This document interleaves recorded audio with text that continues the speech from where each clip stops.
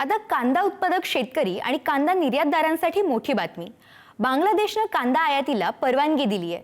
उद्या 7 डिसेंबर पासून भारतातून बांगलादेशमध्ये कांदा निर्यात केली जाणार आहे। बांगलादेशमध्ये एका दिवसाला 15,000 क्विंटल कांदा निर्यातीला भारताने परवानगी दिली आहे। कांदा निर्यातदारांसाठी ही महत्त्वाची बातमी। 1500 टन म्हणजे 1500 टन एकूण 15,000 क्विंटल कांदा बांगलादेशमध्ये आयात करण्याची परवानगी तेथील विद्यमान सरकारने दिलेली आहे। या आयातीच्या परवानगीला आयपी असं म्हटलं जातं।